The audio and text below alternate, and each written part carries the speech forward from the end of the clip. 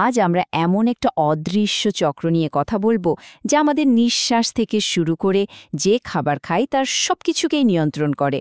এটা আসলে পৃথিবীর এক মৌলিক চালিকা শক্তি। স্লাইডের এই কথাটা নিয়ে একটু ভাবা যাক।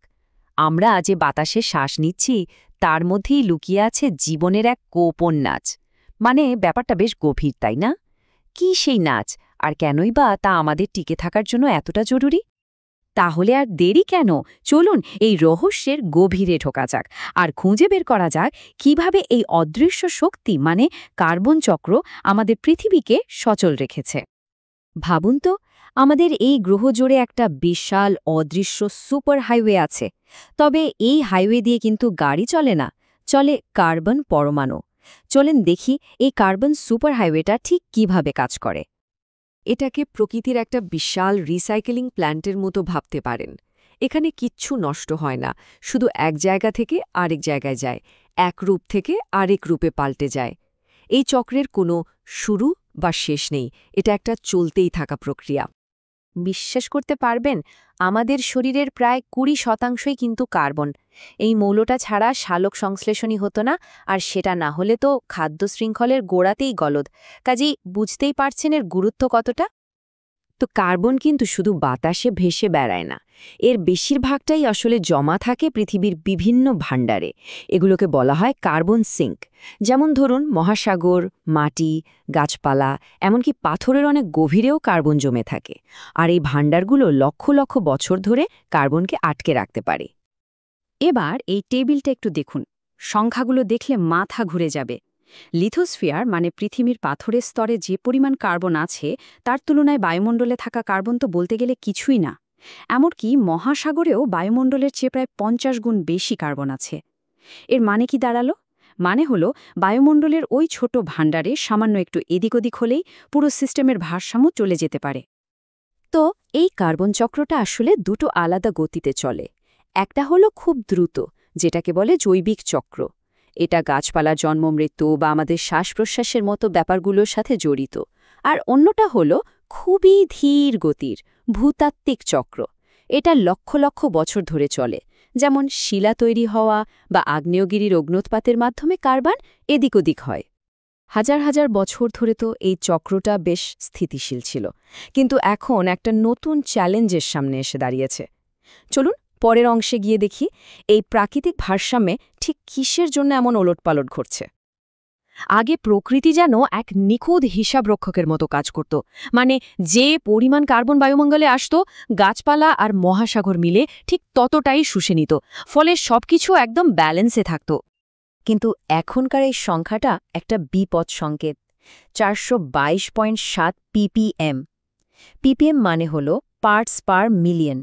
সোজা কথায় প্রতি 10 লক্ষ বায়ুকণার মধ্যে প্রায় 423টা হল কার্বন ডাইঅক্সাইডের কণা। শুনতে হয়তো খুব বেশি মনে হচ্ছে না, কিন্তু এটাই গত 8 লক্ষ বছরের মধ্যে সর্বোচ্চ। আর সবচেয়ে অবাক করার মতো ব্যাপার হলো এই বিশাল পরিবর্তনটা ঘটেছে মাত্র 102 বছরের মধ্যে। ভূতাত্ত্বিক সময়ের হিসেবে এটা তো চোখের পলক ফেলার মতো একটা ব্যাপার। তাহলে এই ভারসাম্যহীনতার কারণটা কি? এই স্লাইডটা দেখুন, 3টে সহজ ধাপে বিষয়টা পরিষ্কার হয়ে যাবে। প্রথমত, আমরা মাটির নিচ থেকে লক্ষ লক্ষ বছর ধরে জমানো কার্বন মানে জীবাশ্ম জ্বালানি তুলে আনছি। দ্বিতীয়ত, সেটাকে পোড়াচ্ছি শক্তির জন্য। আর শেষে বিপুল পরিমাণে কার্বন ডাইঅক্সাইড সোজা বাতাসে ছেড়ে দিচ্ছি। আসলে আমরা কি করছি? আমরা ধীর ভূতাত্ত্বিক চক্রের কার্বনকে টেনে এনে দ্রুত জৈবিক চক্রে ছেড়ে দিচ্ছি। কিন্তু প্রকৃতির তো এই অতিরিক্ত চাপ সামলানোর ক্ষমতা নেই। এই ছবিটা একটা খুব জরুরি বিষয় তুলে ধরেছে। বাম দিকের বারটা দেখুন, এটা হলো প্রাকৃতিক উৎস থেকে আসা কার্বনের পরিমাণ, আর পাশের ছোট বারটা আমাদের মানে মানুষের অবদান। এখন মনে হতে পারে মানুষের অবদান তো প্রাকৃতিক প্রবাহের চেয়ে বেশ কম, কিন্তু আসল সমস্যাটা হলো এটা একটা বাড়তি চাপ। প্রকৃতির গাছপালা বা মহাসাগর এই বাড়তি কার্বনটা পুরোপুরি শোষে নিতে পারছে না, ফলে এটা বায়ুমণ্ডলে জমা হচ্ছে আর তাতেই ভারসাম্যটা নষ্ট হয়ে যাচ্ছে। তো এই ভারসাম্যহীনতার ফল কি? কেন এই চক্রটা নিয়ে আমাদের এতটা চিন্তিত হওয়া উচিত? চলুন এর পরিণতিগুলো কি হতে পারে সেটা একবার দেখে নেওয়া যাক। ব্যাপারটা খুব সহজ। বায়ুমণ্ডলে এই অতিরিক্ত কার্বন একটা তাপ ধরা কম্বলের মতো কাজ করে। এটাকে আমরা গ্রিনহাউস এফেক্ট বলি। এই কম্বলটা যত পুরু হচ্ছে, পৃথিবীতে আসা সূর্যের তাপ তত বেশি আটকে যাচ্ছে, আর স্বাভাবিকভাবেই গ্রহের তাপমাত্রা বেড়ে যাচ্ছে। এর ফল কি হচ্ছে? গ্রহ উষ্ণ হচ্ছে, বিশ্বজুড়ে জলবায়ু পাল্টে যাচ্ছে, আর মহাসাগরগুলো আরও অম্লীয় হয়ে উঠছে। আমরা জলবায়ু পরিবর্তন, সমুদ্রের জলস্তর বেড়ে যাওয়া আর ঘন ঘন চরম আবহাওয়ার মতো ঘটনা দেখতে পাচ্ছি। তবে উষ্ণতা বৃদ্ধি কিন্তু একমাত্র পরিণতি নয়, এর একটা মারাত্মক প্রভাব পড়ছে আমাদের মহাসাগরগুলোর উপর। এই যে বায়ুমণ্ডলীয় কার্বন ডাই অক্সাইড বাড়ছে, এর একটা বড় অংশ মহাসাগরগুলো শুষে নিচ্ছে। ফলে পানির রসায়নে একটা বড় পরিবর্তন ঘটছে, আর পানি আরও অম্লীয় হয়ে উঠছে। এটাকে বলে ওশেন অ্যাসিডিফিকেশন বা মহাসাগরীয় অম্লীকরণ। এটা সামুদ্রিক জীবনের জন্য একটা বিরাট হুমকি, কারণ অম্লীয় জলে প্রবাল বা ঝিনুকের মতো প্রাণীদের খোলস তৈরি করা খুব কঠিন হয়ে যায়। সমস্যাটা তো পরিষ্কার, কিন্তু তাই বলে হতাশ হয়ে গেলে চলবে না। এখনও আশা আছে।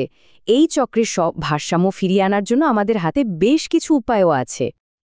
এই পদক্ষেপগুলো দুটো প্রধান কাজ করে।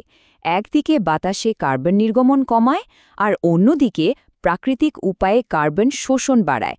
বিশেষ করে ম্যানগ্রোভের মতো উপকূলীয় বাস্তুতন্ত্র, যেগুলোকে ব্লু কার্বন সিঙ্ক বলা হয়, সেগুলো সাধারণ বনের চেয়েও অনেক দ্রুত কার্বন শোষণ করতে পারে, কারণ তারা কার্বনকে শুধু গাছের মধ্যেই জমায় না, বরং পানির নিচের মাটিতেও জমিয়ে রাখে, যেখানে তা হাজার হাজার বছর ধরে থেকে যেতে পারে।